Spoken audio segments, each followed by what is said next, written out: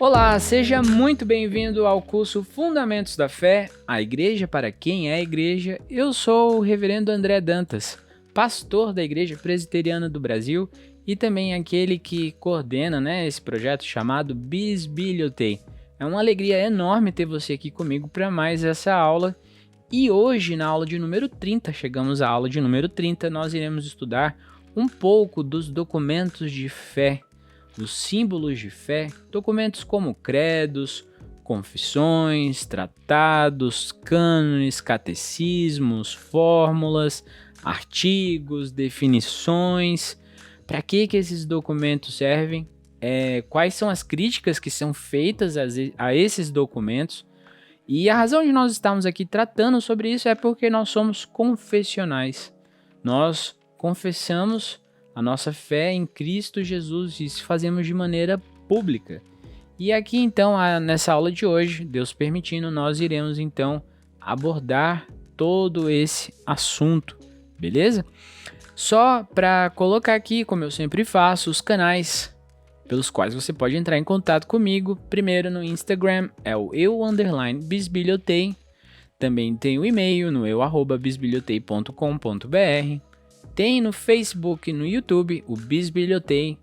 Por favor, se você ainda não é inscrito no nosso canal, inscreva-se, ative as notificações. Eu devo colocar depois na edição bem aqui do lado de cá. Isso, bem aqui eu devo colocar aquele sinalzinho de inscreva-se, ative as notificações, dê o like, compartilhe os vídeos, porque ao fazer isso você também se torna participante deste projeto, que tem o objetivo, como eu sempre falo aqui também, de dar material, conhecimento, educação a neófitos, pessoas que acabaram de conhecer a Cristo, que estão ingressando, dando seus primeiros passos na igreja, pessoas que estão entrando na denominação na Igreja Presbiteriana do Brasil, que também querem aí conhecer a igreja da qual estão participando, para que eles entendam tudo que eles estão ali assinalando. Eu participo disso, acredito nisso, é assim que a gente funciona.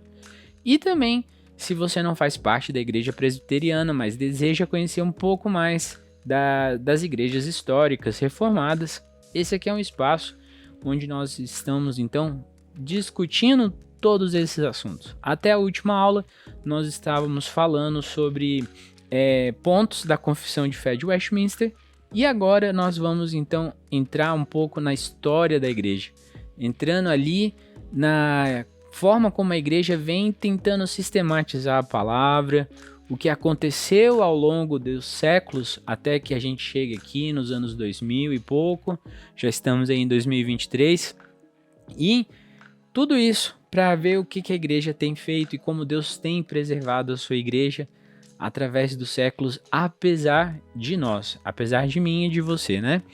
Então você pode aí, por favor, compartilhar no YouTube, assistir, comentar, se quiser já comenta lá direto também.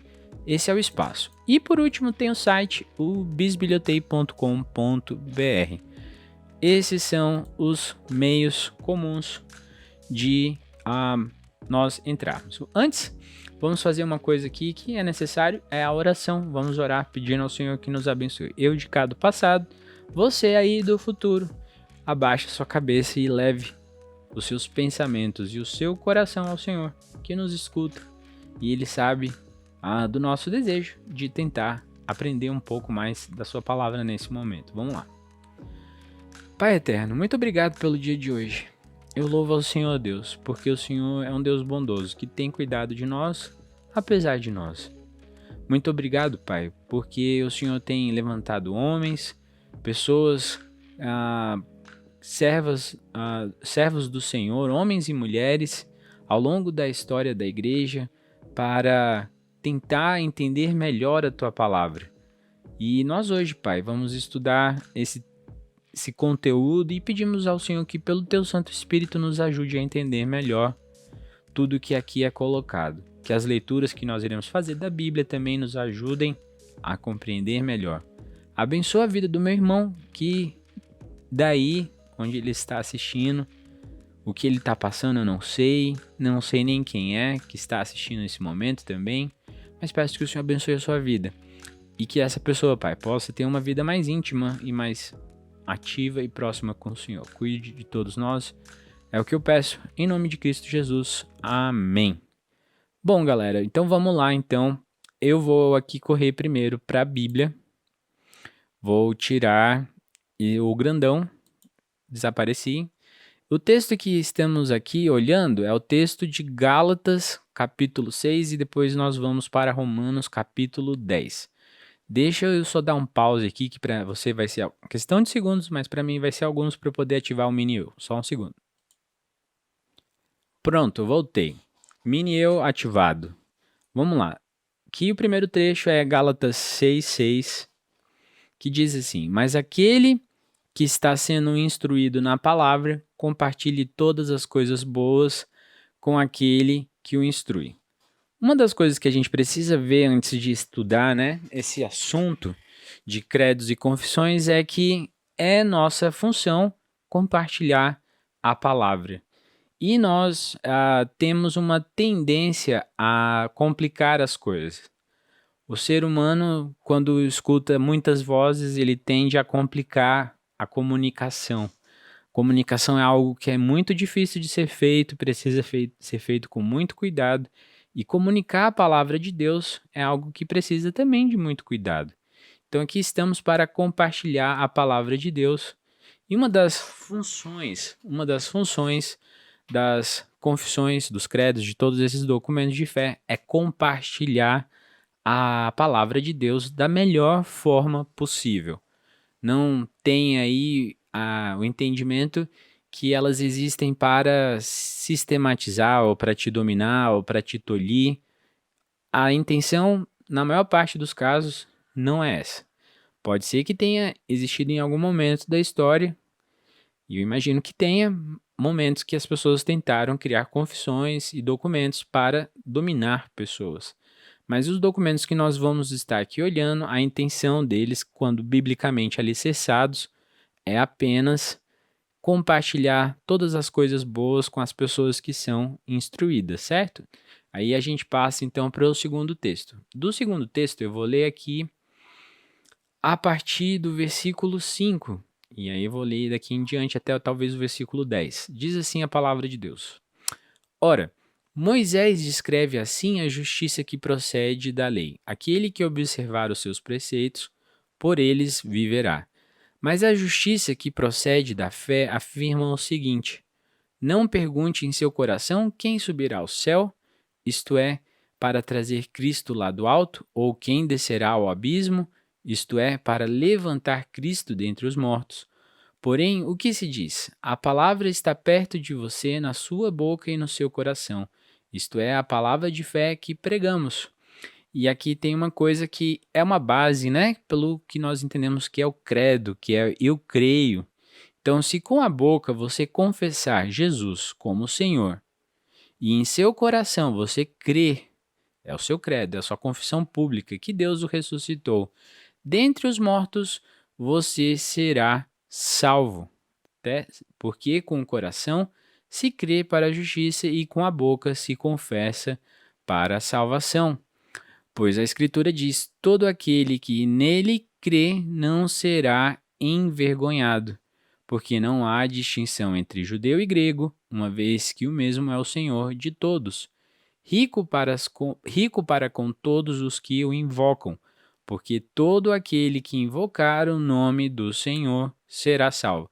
Então, quando nós aqui estamos nessa aula, tentando ensinar os assuntos que nós já ensinamos, que eu já ensinei aqui para vocês, e tentando hoje entender esses termos todos, essa terminologia toda que é usada para os documentos de fé, o que nós estamos tentando, meus irmãos, é dar uma ferramenta para melhor sistematizar o entendimento da palavra de Deus, para que você possa confessar publicamente que crê em Cristo, tão somente isso, e confessar Cristo como Senhor da sua vida. Esse é o objetivo principal aqui de todo o curso, é o objetivo das confissões e dos credos, e por isso que eles existem, são importantes por isso.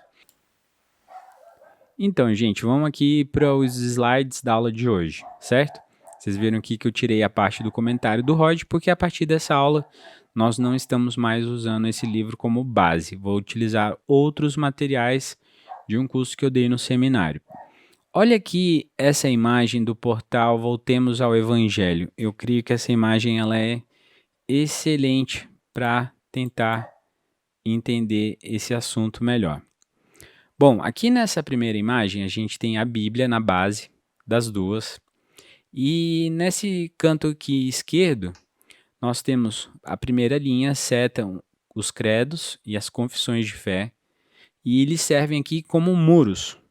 Então a gente tem a interpretação bíblica que é atenta aos erros e acertos ao longo da história. Nós interpretamos a Bíblia, nós lemos a Bíblia e tentamos entender a mensagem que a Bíblia nos dá, e os credos e confissões eles servem ali como balizas, que se a gente tentar pela nossa interpretação caminhar por outra coisa que a Bíblia não diz, os credos e as confissões eles falam para, olha, não anda muito para lá, porque o que a Bíblia está dizendo é isso, é uma sistematização.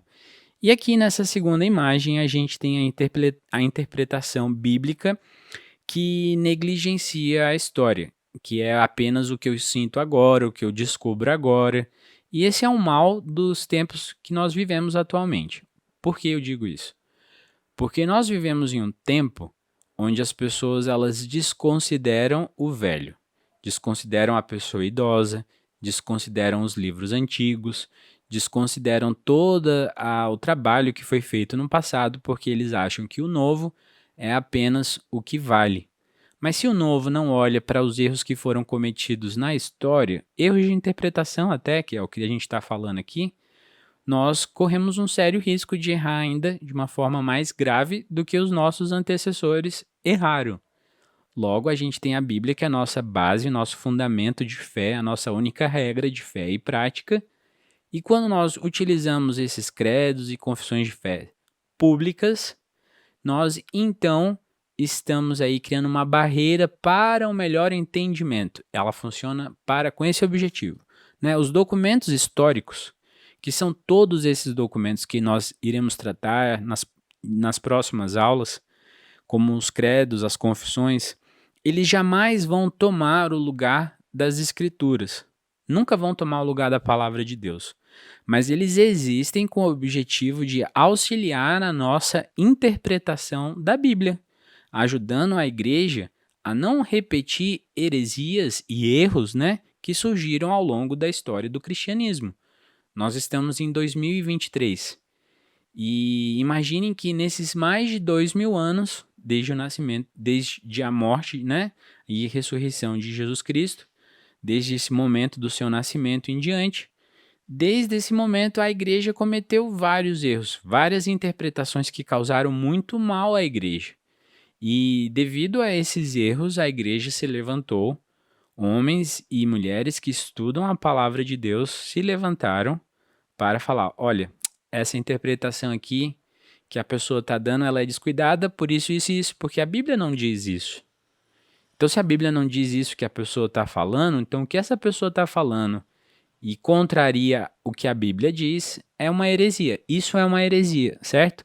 A ortodoxia é quando a gente segue o caminho certo. O que a Bíblia diz é isso. O que a Bíblia fala sobre tal tema é isso. O que a Bíblia fala sobre ressurreição dos mortos é isso aqui. O que ela fala sobre o dia do juízo final é isso daqui. E nós, basta você ligar a televisão e ver, por exemplo, as igrejas, locais que se dizem igrejas, mas são mais parecidos a seitas, que elas têm interpretações mirabolantes da palavra de Deus, adicionando tradições, adicionando costumes que não estão na Bíblia. E quando a gente vê os credos e confissões, eles existem para nos lembrar, olha, não é por aí que você deve seguir o caminho correto. Então, eu acho que esse slide aqui ele é muito bom para esse sentido. Olha só o que o Calvino, olhando para o texto que nós lemos hoje de Romanos, olha só o que ele diz. Quando o Senhor põe a sua palavra diante de nossa face, ele certamente nos chama a fazer uma confissão dela. A palavra do Senhor deve produzir frutos onde ela se faz presente. e a nossa confissão dessa palavra é o fruto dos nossos lábios. A confissão da palavra de Deus é o fruto dos nossos lábios, esse resultado. Quando a gente confessa, nós então ali estamos dando fruto dos nossos lábios, da palavra de Deus, da sua ação. Aqui eu coloco alguns livros que são interessantes para vocês buscarem mais conhecimento em relação a esse assunto. Tem esse livro do Moeller, que é o Credo dos Apóstolos. Tem o Credo dos Apóstolos do Tozer também. E tem essa edição do Ben Myers, mas essa última eu não li, mas eu achei talvez interessante. Essa do Hermes de Maia, nós iremos ler a introdução. Irei logo mais ler aqui a introdução para vocês, porque ele tem uma questão bem interessante a ser tratada sobre isso, que pode ser usada lá na discussão do apêndice, né? Na discussão lá do Google Classroom. Beleza? Sem mais, então, nós vamos aqui para alguns termos. Antes da gente entrar nesse slide aqui, que tem um monte de palavra diferente, eu só quero relembrar com vocês o que significa dogma, certo? Dogma, ele é o ponto fundamental e indiscutível de uma crença religiosa. As crenças religiosas, as religiões, elas têm pontos centrais que são da primeira fase, que são indiscutíveis. Elas podem até ter coisas dentro delas que são passíveis de discussão, e pessoas elas podem ser de uma mesma religião e ter opiniões diferentes, que são pontos secundários, não primários. Mas os dogmas são as crenças fundamentais e indiscutíveis, são os pontos primários, certo? Então, princípios ou proposições que são evidentes e indiscutíveis, os sinônimos para essa palavra pode ser axioma, máxima ou preceito. Então, é a opinião de uma autoridade que é aceite sem crítica, beleza? Isso é um dogma. E aí a gente tem esses documentos de fé, esses símbolos de fé, esses documentos históricos, esse é o termo que a gente vai estar utilizando aqui hoje, e eu tenho essas palavras. Todas elas estão relacionadas à figura central aí, que é a palavra de Deus, a Bíblia. Então aqui eu tenho credos, cânones, coloquei cânones 2 vezes, foi mal. Fórmulas, tratados e teses, concílios, catecismos, confissões de fé. Aqui em tratados e teses, outros termos que também caem, que você vai ver, são artigos de fé ou definições, como por exemplo, existe a definição da Calcedônia. Começando aqui pelo início, vamos lá para a palavra credo, que vai falar das crenças básicas. A palavra cânone, quando a gente vê os cânones de Dort, que é um termo que a gente usa, né, para se referir, a gente está falando de documentos, que é a regulação ou dogmas ou documentos, coisas que são assim inquestionáveis, que são decretadas por um concílio da igreja. O concílio está bem aqui na parte de baixo. Ou também a gente tem como cânone os livros canônicos, né, que tem uma lista que são de autoridade, são os livros da Bíblia. Eles têm um cânon do Antigo e do Novo Testamento, certo? Do Velho Testamento. Existe aí um uso mais correto de um ou outro que eu sempre me foge à memória. Mas tá, isso aqui é a palavra cânone. Depois nós temos concílios, certo? Concílios.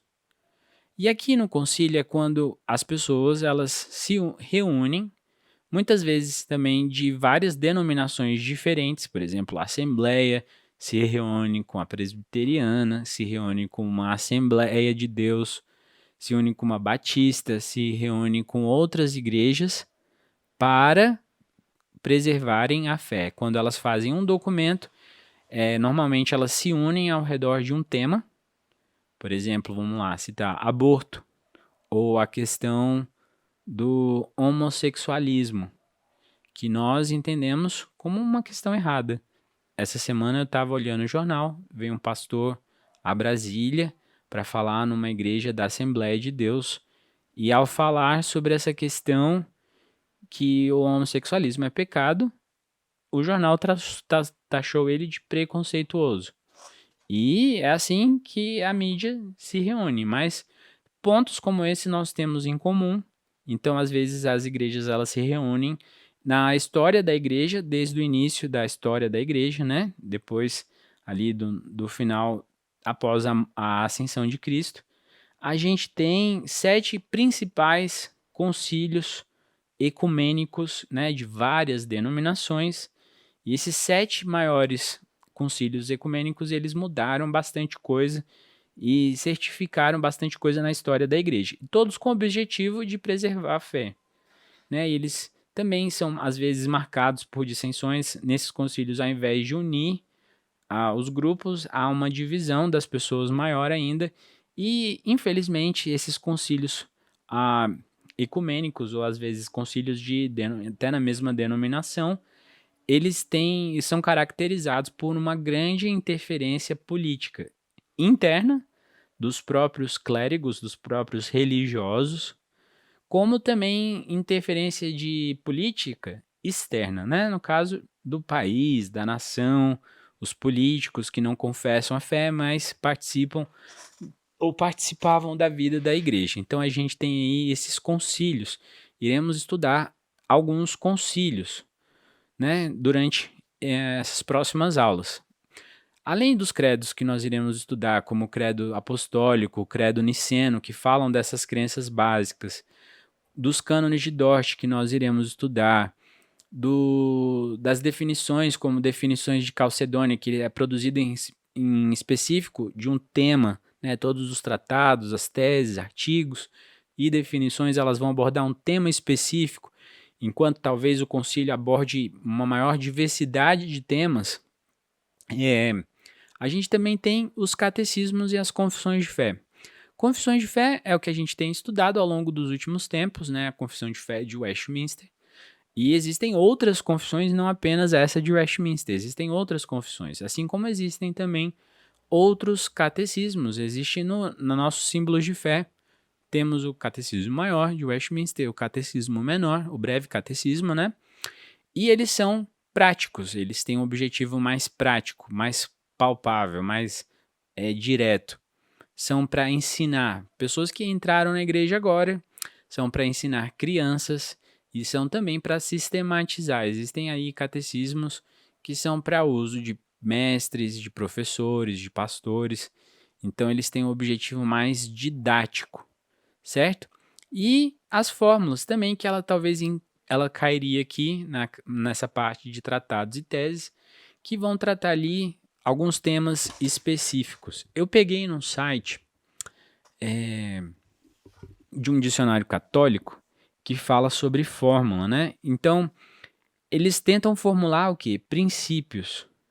As fórmulas, elas tentam fazer uma afirmação de uma verdade geral ou de proposições de termos. E aí você vai ter várias ideias sobre aquele termo que não fecham isso de forma autoritativa, como, por exemplo, o cânone faria. E nós temos fórmula de concórdia, temos algumas fórmulas luteranas, e aí por aí em diante. Nós vamos ver tudo isso ao longo das próximas aulas, certo? Então, esses termos todos aqui que eu coloco, eles são termos usados para falar de documentos históricos, documentos de fé ou símbolos de fé. Olha aí bem para esses nomes, porque você vai ver eles muitos. Estão todos aí relacionados à palavra de Deus. O objetivo de todos no final, o objetivo primário, o objetivo mais romântico aí de todos esses documentos são levar a um melhor entendimento da palavra de Deus, para que as pessoas possam compartilhar a palavra de Deus de maneira correta. Aqui a gente tem alguns objetivos. O objetivo principal é distinguir desses documentos como um todo, né, a igreja do mundo. Falar assim, ó, isso aqui é mundo, isso aqui é igreja. Tem essa diferença, não são iguais. Como eu posso distinguir?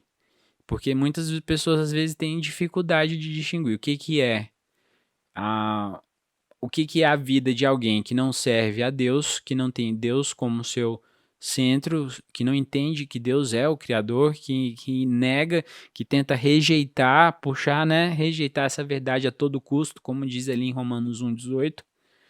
E o outro grupo daqueles que confessam a Cristo, que creem em Cristo. Esse grupo de pessoas que nós entendemos ali, né?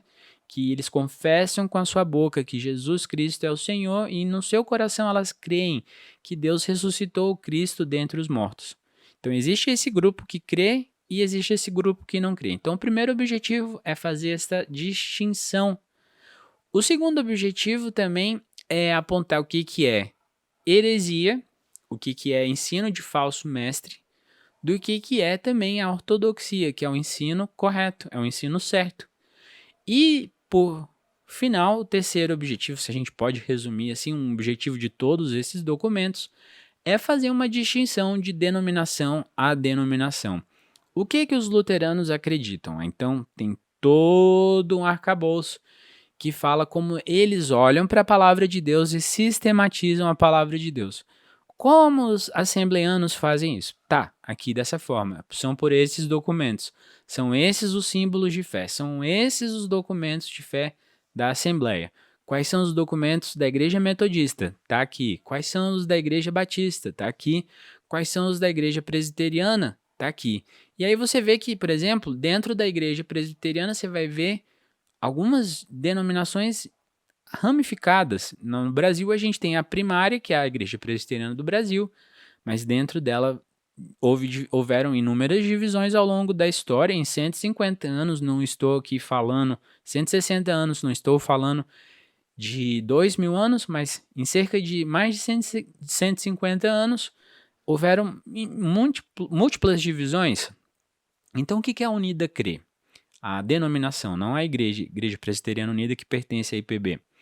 Mas o que a Igreja Presbiteriana Renovada crê? O que a Igreja Presbiteriana Pentecostal, que acho que existe uma dessa também, ou a Ortodoxa, o que a Igreja Presbiteriana do Brasil crê? Então, cada uma dessas igrejas tem uma confissão pública, tem documentos públicos que estão ali disponíveis à avaliação, à crítica de qualquer pessoa que queira olhar, que queira criticar, que queira entender esses documentos. Esses documentos estão aí, por aí. Você pode, a gente já falou várias vezes, né? As confissões de fé, o catecismo, são documentos, por exemplo, que a IPB segue. E a gente estava estudando esses documentos aqui. E eles têm esse objetivo de distinguir o que uma denominação acredita de outra denominação. Depois, a gente vê que quando esses documentos eles são subordinados à palavra de Deus, eles são de grande uso e valor. Não apenas os que a Igreja Presbiteriana acredita, mas de outras igrejas, porque a gente pode ali no comparar, estudar e ver o que levou um grupo a seguir determinada linha, o que levou outro grupo a seguir uma segunda linha. Quando um estudante, né, de teologia que está ali se preparando talvez para o pastorado, porque nem sempre o estudante de teologia vai ser pastor, mas na sua tese final, no seu documento final, na sua monografia, na sua dissertação, porque existe aí uma delimitação do que vem a ser dissertação, monografia, tese, trabalho de conclusão de curso, mas nesses documentos, o que se pede de um teólogo? Que ele vá em todas as denominações ao longo da história da igreja e tente fazer a distinção em o que um determinado grupo diz sobre um assunto, o que outro grupo diz sobre outro.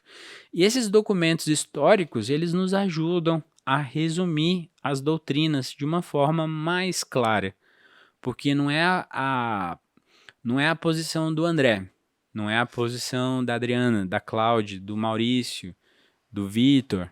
Não é a posição de uma pessoa específica, é a posição de um grupo de pessoas que estão unidos ali sobre aquela interpretação. Aquela é a única interpretação correta?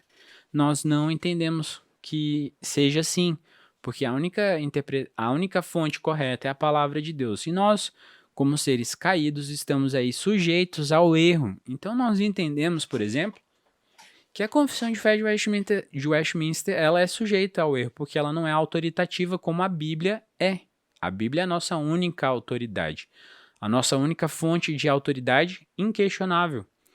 Então, a gente tende a ver para poder estudar isso melhor, certo? Então, depois, esses documentos históricos vão nos auxiliar ao entendimento sadio, eles são para a nossa união, para a unidade, e vão ajudar os professores a falar uma mesma coisa, Tanto que a ideia aqui, por exemplo, pensando na Igreja Presbiteriana do Brasil, é que você vai numa igreja presbiteriana lá em Curitiba, no sul, e vai numa igreja presbiteriana lá no Amapá, no norte. Essas igrejas presbiterianas, porque elas seguem o mesmo símbolo de fé, você vai pressupor, nem sempre é, infelizmente, mas você pressupõe que elas vão falar a mesma coisa, o mesmo conteúdo. Então você pode participar de uma classe de catecúmenos no Amapá, quanto no sul, ou em Fortaleza, quanto no Centro-Oeste, e vai ser sempre o mesmo assunto, porque nós seguimos os mesmos símbolos de fé. Então você não vai estar aí ouvindo o que alguém acha, né? Aquela questão meio construtivista. O que você acha desse assunto? Eu odiava a palavra ódio, que é muito forte, mas eu detestava participar de aulas, tanto no seminário quanto em outros lugares, na escola, que as pessoas me perguntavam o que eu acho. Porque nascendo na igreja, nós entendemos que existe uma verdade fundamental. Não existem múltiplas verdades, como diz o pós-modernismo. Existe apenas uma. Então, eu gosto muito da ideia, né, que os símbolos eles nos passam, porque eles nos passam uma compreensão. E a gente está aqui se esforçando para chegar o mais próximo possível da palavra de Deus, mas pelo pecado nós estamos aí suscetíveis ao erro. Então, pode ser um eu acho? Pode, mas é um eu acho que busca muito não ser um eu acho. Né? Então, os padrões públicos, eles existem para guardar o nosso coração de falsas doutrinas e práticas. Agora eu quero ver com vocês as críticas que as pessoas normalmente usam para poder falar que elas odeiam confissão, odeio credo, não gosto disso, isso tem cheiro de coisa de autoritativa, odeio esse negócio não é para mim não, eu gosto de seguir ele pela minha experiência e vai dar tudo certo, eu vou ter meu encontro com Deus, e eu vou seguir a minha verdade, e você já deve ter ouvido alguma fala nesse sentido. Então, o que são as críticas que as pessoas normalmente levantam para os documentos históricos públicos? Eu estou falando isso público porque existe o privado. Nós vamos falar isso mais tarde, talvez quando a gente ler o texto do Hermes de Maia. Mas aqui algumas pessoas vão falar da questão da autoridade. Eles criticam a autoridade desses documentos. Esses documentos não têm autoridade para poder falar isso, porque eles não são a Bíblia. Certo, eles não são a Bíblia. E nós falamos isso desde o início, que elas são passíveis de erro. Esses documentos que nós olhamos na história da igreja, eles são passíveis de erro. Tanto que muitos foram emendados, né? Tiveram suas correções, foram adicionados de novos assuntos, porque a teologia, esse conhecimento de Deus, nesse sentido, ele foi sendo aprofundado. As pessoas foram melhorando a forma como elas organizaram as suas palavras. Então, os socinianos, os quakers, os unitarianos, os racionalistas, outros grupos, eles criticam, falam assim, com que autoridade esse documento pode falar isso, isso e aquilo sobre a palavra de Deus e a vida e a ressurreição e tal. Essa é uma crítica que é levantada. Também o pessoal diz que eles impedem a livre interpretação da Bíblia e o progresso da teologia. As pessoas que afirmam isso, elas falam que eu tenho que ter minha própria experiência, eu tenho que ser capaz, né? A gente quebrou na reforma, o que a gente quis é dar a todo mundo a sua capacidade de livre interpretação da Bíblia, e aí eu posso ter a minha própria experiência. Só que isso pode ser muito perigoso, e por esse caminho é muito perigoso. E a gente lê o texto e ele diz uma coisa, ele não quer dizer outra coisa, ele diz uma coisa, ele não quer dizer múltiplas verdades. O Espírito Santo pode te falar com o texto e te dar o entendimento daquele texto, a gente não tem a menor dúvida disso. E ele fala contigo, mas não dessa forma como o pessoal está colocando aqui. Depois a gente fala, né, eles falam, as críticas, que interferem com a liberdade de consciência, do que eu penso, o que eu aceito como verdade, e o direito ao julgamento privado. E eles dizem que esses documentos históricos introduzem na igreja hipocrisia, intolerância, fanatismo, sectarismo. Talvez aí que você esteja assistindo esteja contrariado comigo, você esteja falando, não, pastor, isso aí é realmente isso que está introduzindo. mas são críticas que são feitas que eu não acredito, não entendo que essas críticas são verdades. E a palavra de Deus nos permite, né, como a gente leu nos textos hoje, falar, é nosso dever compartilhar a palavra de Deus. Outras pessoas dizem que esses documentos históricos eles produzem divisão e distração, levando a pessoa para um lado onde ela não deveria ir. Normalmente aquela galera que menos academicismo e mais prática, mas talvez esqueçam que a gente precisa, na verdade, estar buscando um equilíbrio, tá buscando uma vida que ela busca cada dia crescer mais em conhecimento de Deus. Isso é uma coisa acadêmica, isso é um conhecimento, leitura, né, da palavra de Deus. Você está aumentando o seu conhecimento da palavra, isso é uma coisa acadêmica. E a prática também é igualmente importante. A gente não coloca um abaixo do outro. Nós caminhamos na mesma direção, um ao lado do outro. E as pessoas que criticam os documentos históricos falam que eles perpetuam a animosidade religiosa, indiferença dos dogmas que nós falamos, infidelidade e apostasia. São essas as afirmações. O Philip Schaff, ele tem um livro excelente. Eu não coloquei aqui nas dicas, mas depois os credos da cristandade. Eu creio que esse seria uma tradução do livro. Não sei se já foi traduzido, creio que não. Mas ele diz assim no início do seu livro: um credo, ou regra de fé, ou símbolo, que também é um nome, é uma confissão de fé para uso público, ou uma organização de palavras que expõe autoridade a certos artigos de fé, que são considerados por quem as organizou como necessárias à salvação, ou pelo menos para que a igreja esteja bem, o bem-estar da igreja cristã. Ele diz que os credos não precedem, eles não existem antes da fé, mas eles pressupõem a existência dessa fé. Então eles só exteriorizam a fé que já está no meu coração, é isso. E aí a palavra credo, né? Eu acredito, logo eu confesso. Ela vem nessa frase aqui em latim: credo, ergo confiteor.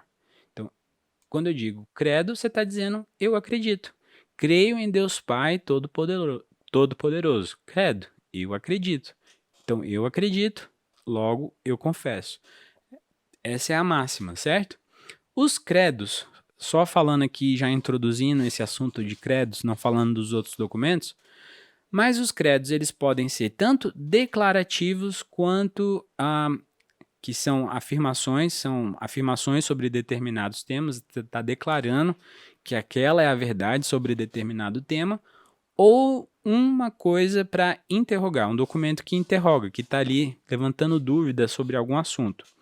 O conteúdo ele pode cobrir todas as doutrinas ao mesmo tempo, juntos ali, ou apenas alguns pontos fundamentais, que são os pontos ali de primeiro nível, aqueles temas dogmáticos que não são questionáveis, certo? Os inquestionáveis. Então, o conteúdo de credo, esse documento específico que vem nesse tipo, né, nessa tipologia de credo, ele tem essa questão. Ou ele vai cobrir todo um conteúdo, tudo que tem a ser falado, ou vai cobrir apenas alguns pontos, não todos, mas vai falar dos pontos que eles consideram centrais para responder algum problema. E eu acho que isso aqui é uma outra questão interessante para nós falarmos sobre credos, porque credos existem para responder problemas. A sociedade, em determinado momento da história, estava passando por um problema de entendimento da palavra, eles não conseguiam compreender ou viver o que a palavra estava falando para que eles vivessem. Talvez existia dentro da sociedade, naquele momento, alguma pressão política ou algum falso mestre falando alguma besteira, e a necessidade do credo é para que as pessoas pudessem responder de uma forma clara, objetiva, o que elas criam. Porque às vezes as pessoas têm essa necessidade de colocar de forma clara e elas são muito prolixas, muito difíceis no que elas vão falar, certo? É mais ou menos isso aqui. O credo ele pode ser breve ou popular, no caso dos credos apostólicos e nicênicos, que tiveram um alcance muito grande. Existiram outros tantos credos que nós não temos acesso, que se perderam pelo tempo, mas esses dois aí, o niceno constantinopolitano, que é a segunda versão do niceno, estão aí até os dias de hoje. e surgiram na Igreja Católica, mas são aceitos por nós. Então, entenda bem isso, né? Não é porque eu sou presbiteriano que eu vou rejeitar tudo que foi feito na Igreja Católica. Não é isso. Também existem, os credos, eles existem para serem utilizados em batismo, para na hora que alguém está sendo batizado, aí a pessoa faz essa afirmação pública de fé em determinados pontos, ou numa catequese, pode ser útil para ministros ou professores, e também como padrão de doutrina pública, mas isso não vem sem que esses problemas em relação aos dogmas existam. Credos são de alguns tipos. Podem ser ecumênicos, podem ser credos dentro da igreja grega, dentro da igreja romana, dentro das igrejas evangélicas, da igreja luterana ou também das igrejas reformadas. Nós iremos nos concentrar aqui nesse último, nos credos das igrejas reformadas. Vamos ver também credos da igreja romana e credos das igrejas evangélicas. Os credos, claro, os credos ecumênicos, os principais, também nós iremos abordar aqui. Os da igreja grega não. E, bem, talvez, não sei como é que tá, não me lembro como é que tá lá na ementa, mas talvez a gente venha aqui para um documento só da igreja luterana. Beleza? Dito isso, eu vou partir então para a leitura do documento do Hermes de Maia, que é a introdução, um trecho dessa introdução do livro, O Imperativo Confessional. Eu já volto, é só um segundo que eu vou aqui ativar a tela certinho, só um segundo. Bom, voltei. Gente, aqui eu coloco para vocês, deixa eu só colocar aqui mais próximo, 3 livros, né, para vocês também alavancarem os seus estudos sobre esse assunto. O primeiro em português aqui, do Truman, é o Imperativo Confessional. Muito bom, vale muito a pena vocês lerem. Aí tem 2 aqui favoritos que moram no meu coração, a gente vai utilizar bastante. O primeiro é o The Creeds of Christendom, do Schaff, e a história dos credos e confissões, também do Donald Fairbairn e do Ryan Reeves. Alguns vídeos do Reeves talvez eu utilize durante as próximas aulas também. Então vou clicar aqui no livro do Truman, tá? Tô lendo aqui pelo Kindle, tá? E a gente vai ler a introdução aqui. Vamos lá. Um colega meu gosta de contar a seguinte história sobre uma igreja que costumava visitar. O pastor de lá tinha o hábito de subir ao púlpito, agarrar a Bíblia com a mão direita, elevá-la acima da cabeça e apontar para ela com a mão esquerda. Isto, ele declarava com voz explosiva, é o nosso único credo e a nossa única confissão. Ironicamente, a igreja era marcada pelo ensino que incluía os 5 pontos do calvinismo. Deixa eu ver aqui, os 5 pontos do calvinismo, o dispensacionalismo e uma forma de governo que refletia, em termos gerais, sua origem como uma assembleia dos irmãos Plymouth, eu acho que é a pronúncia correta. Ou seja, embora seu único credo fosse a Bíblia, em termos de detalhes de sua vida e ensino, a igreja, na verdade, não se conectava com quase nenhuma outra congregação da história da igreja. Sem dúvida, ela tinha um credo, um resumo do que a Bíblia ensina sobre graça, escatologia e eclesiologia. Essa é a definição do Truman de credo. O fato é que ninguém o havia registrado e apresentado ao público. Esse é um problema sério. Como argumentei nas páginas seguintes, ele é, na verdade, antibíblico, irônico e, de certa forma, triste, uma vez que o desejo, sem dúvida, sincero do pastor e das pessoas dessa igreja é manter uma abordagem de vida eclesiástica que garanta a posição singular da Bíblia. A razão que motiva a escrita desse livro é a minha crença no caráter vital dos credos e das confissões para o bem-estar presente e futuro da Igreja. Essa declaração pode muito bem incomodar a audiência evangélica acostumada à ideia que somente a Escritura deve ser considerada a autoridade suprema e única de fé e práticas cristãs. Minha alegação não ataca o próprio cerne do conceito só Escritura. Isso não me coloca em risco de considerar a Escritura e algo fora dela, certa tradição, como detentoras de autoridade simultânea e potencialmente iguais? E não há o perigo de que o comprometimento com credos e confissões ligados a uma época possa condenar a Igreja à irrelevância no mundo moderno? Essas são, claro, preocupações legítimas e pretendo abordá-las, além de outras, nas páginas seguintes. Aqui, entretanto, quero pôr minhas cartas na mesa.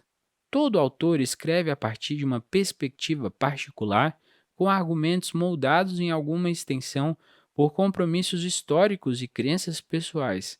Assim, parece inteiramente apropriado permitir que o leitor compreenda o meu contexto e as minhas predisposições a fim de estar mais bem preparado para entender o que direi. Sou professor de um seminário presbiteriano confessional Westminster na Filadélfia, Estados Unidos, e pastor de uma denominação presbiteriana confessional, a Orthodox Presbyterian Church, ou PC, né? Que é mais parecida com a nossa presbiteriana. A PCUSA, ela é bem diferente da IPB. Em outras palavras, sou um presbiteriano confessional. Os termos confessional e presbiteriano são cruciais para compreender as duas instituições.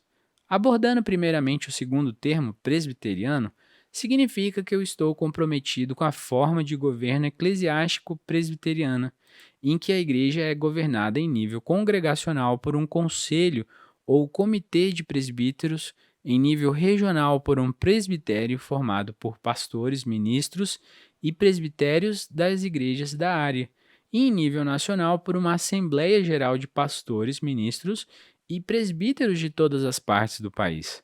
Quando me tornei ministro da minha denominação, fiz votos de guardar essa forma de governo no que ensino e no respeito que presto aos vários tribunais da Igreja. Mas importante para este livro é o adjetivo confessional. Isso significa que eu estou comprometido com a ideia de que a posição confessional presbiteriana, conforme ela é declarada nos padrões de Westminster, ela representa um resumo da instrução da Bíblia em pontos centrais, como quem é Deus, quem é Cristo, o que significa justificação e por aí vai.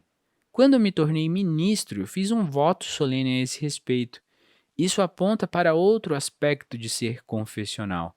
Os meus votos se conectam a uma estrutura de governo eclesiástico, de tal maneira que, se me encontro ensinando algo incoerente com o que me comprometi a guardar, eu posso ser responsabilizado, disciplinado.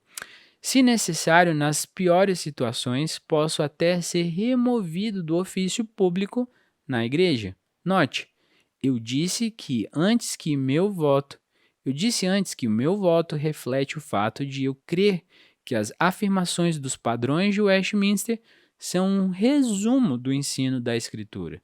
Não creio que os padrões de Westminster representam um ensino suplementar, acima ou além, adicionado à Escritura, ou independente dela. Ao contrário, eles resumem o que já está na própria Escritura. Porém, essa posição não é isenta de problemas. Como talvez alguém pergunte, eu evito transformar os padrões em um tipo de estrutura a priori em que a escritura é moldada para encaixar-se? Em outras palavras, não há um perigo aqui de o carro ir à frente dos bois ou de eu tratar o assunto, o resumo, como o padrão pelo qual eu leio as escrituras? Tratarei essa e outras questões similares mais tarde. Nesse momento, meu propósito é simplesmente permitir que os leitores saibam a posição que ocupo, de forma que possam entender a perspectiva norteadora da composição deste livro. Em resumo, não só acredito que os credos e as confissões são bons para a Igreja, como também estou comprometido por juramento a sustentar o ensino de uma confissão em particular. Isso indica que, para mim, a posição dos credos e das confissões não é apenas uma questão de interesse intelectual. Eu estou comprometido com a ideia em nível profundo e também pessoal.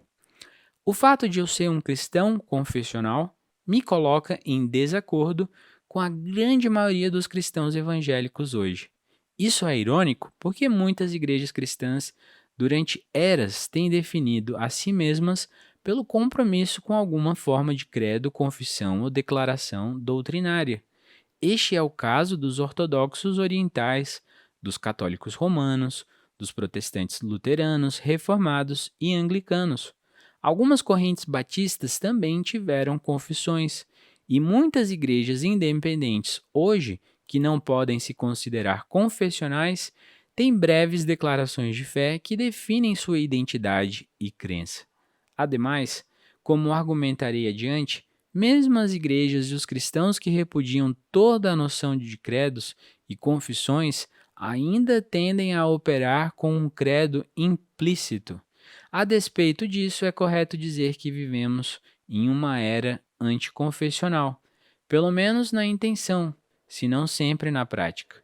Os exemplos mais flagrantes disso advêm dos defensores de que o conceito protestante só a Escritura exige a rejeição de credos e confissões. A Escritura é a autoridade única. Qual a utilidade, portanto, de mais documentos? Como alguém pode sequer afirmar que esses documentos têm autoridade sem assim derrogar a autoridade da Escritura? Esses argumentos têm certa força ilusória, mas eu argumentarei nos capítulos 1 e 2 que, embora as razões para o anticonfessionalismo sejam variadas, a maior parte delas é mais impulsionada apenas por forças culturais do que muitos estão cientes. A percepção dessas forças, por contraste, pode não nos libertar de modo automático de suas influências, mas pode, pelo menos, nos oferecer a oportunidade de submetê-los à crítica.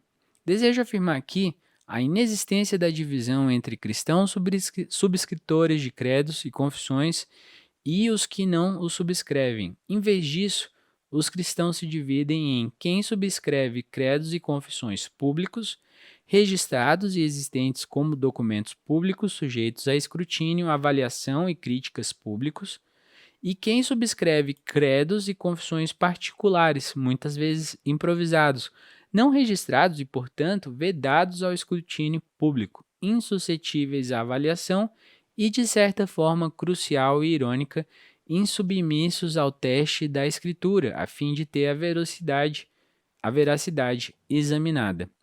Na verdade, o anticonfessionalismo entre os evangélicos está intimamente relacionado à suposta rejeição da tradição. Para muitos, o princípio só Escritura coloca-se contra qualquer ideia de que a tradição da Igreja execute um papel construtivo em sua vida ou pensamento. Alguns o consideram como uma das maiores ideias dos reformadores protestantes. Roma contava e conta com a tradição, o protestantismo tem a Escritura.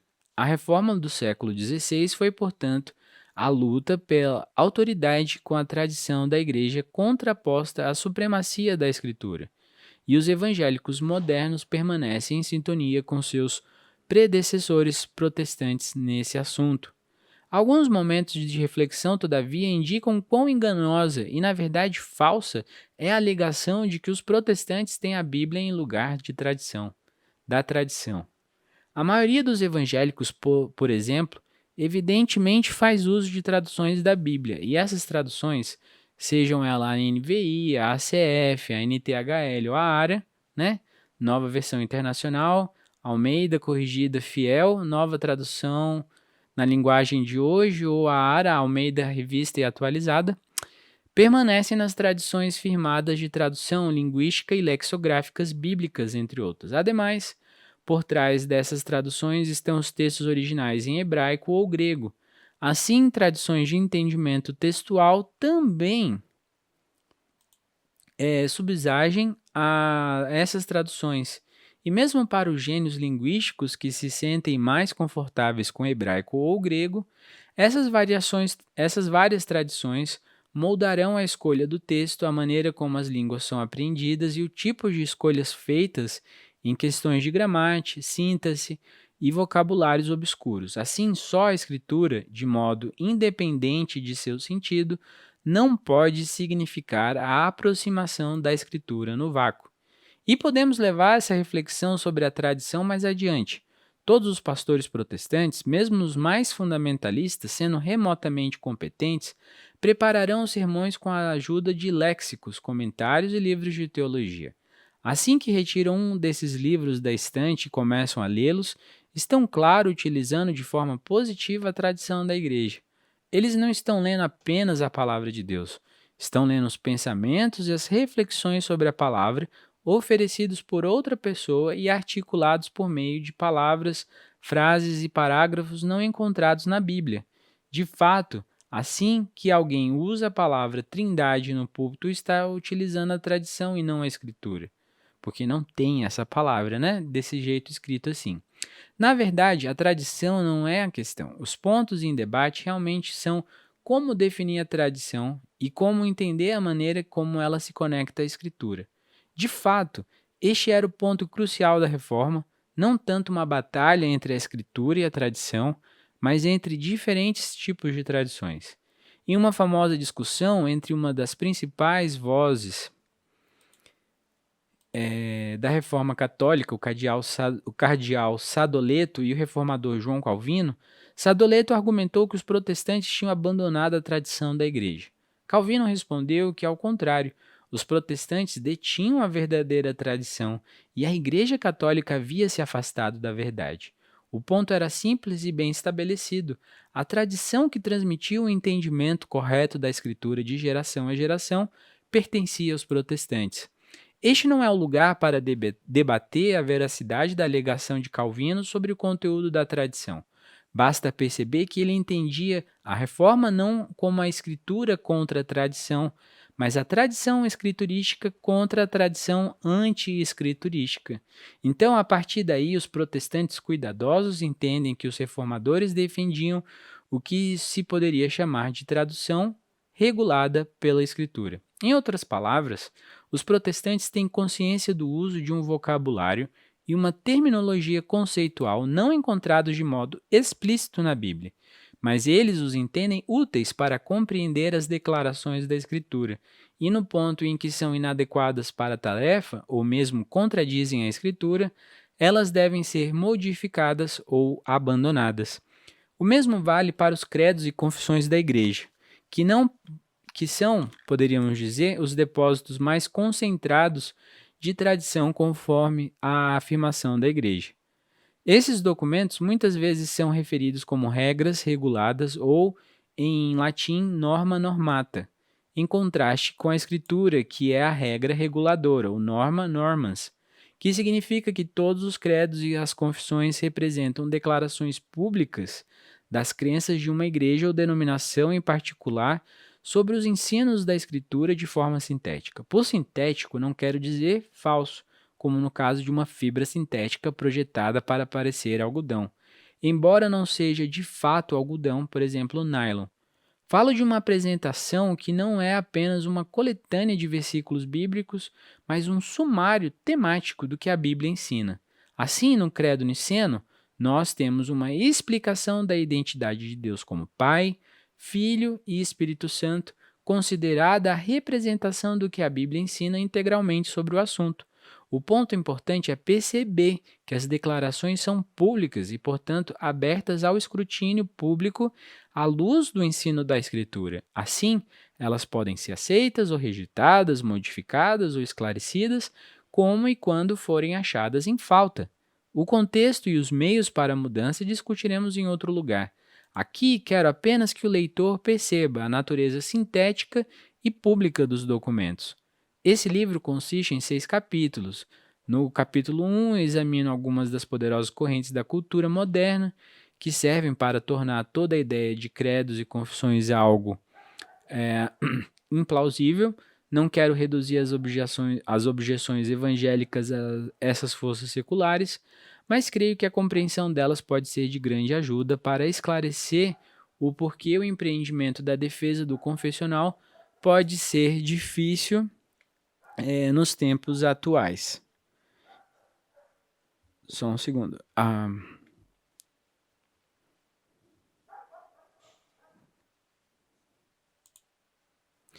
Eu vou até aqui. Essa outra parte que define os versículos eu não vou correr, porque ainda tem mais um tantão aqui dessa parte. Não vou falar o que ele fala nos outros 6 capítulos. Se você quiser saber, leia aí o imperativo confessional. Mas só o interessante é você perceber, meu irmão, que... E aí eu vou colocar aqui, vou pausar só um segundinho. Beleza, voltamos. O que eu quero que você perceba aqui é que nós não escapamos de ter uma confissão. Aquele cristão que ele é avesso a confissões, a documentos históricos, a credos, tratados, teses, artigos, definições, cânones, catecismos e aí tudo mais que nós falamos hoje, essas pessoas têm sim uma confissão, mas só que é uma confissão pessoal, é uma confissão privada, é uma confissão que está oculta muitas vezes ao coração, ao cérebro daquela pessoa. E essa confissão ela não está sujeita ao escrutínio, né, à avaliação, à crítica pública, e muito mais do que isso, não está disponível à crítica da Escritura, como a gente leu até aqui. Então, existem apenas esses 2 grupos, pessoas que têm uma confissão pública e pessoas que têm uma confissão privada. A gente vive num momento anticonfessional? Vivemos, porque existem essas igrejas que nessa luta de falar assim, nós só vivemos pela Bíblia, elas acabam se esquecendo que isso é muito difícil nesse sentido, que quando um pregador prega, ele usa livros ao seu dispor, ali ao seu redor, comentários que tentam compreender aquele trecho melhor para que ele possa entender também aquele texto e passar à igreja a mensagem da palavra. Ele não apenas lê a palavra e fala o que ele leu e que ele sentiu, se bem que tem algumas igrejas que alguns pregadores caminham só nesse sentido. Mas o entendimento dos pastores, né, pastores presbiterianos, como eu e outros pastores, quando a gente pega um texto bíblico, eu não apenas leio os comentários ou tento estudar o texto. Eu vou ver aspectos arqueológicos, eu vou ver as traduções dos originais, vou ver os documentos, vou ver o número de cópias para ver qual é a cópia que é mais, né, fidedigna ao original. Vou estudar os documentos e eu vou olhar também para os credos e confissões, que vão me ajudar no melhor entendimento do assunto que eu estiver tratando em determinado texto bíblico. Então, é importante nós termos o carinho, né, por essa confissão pública.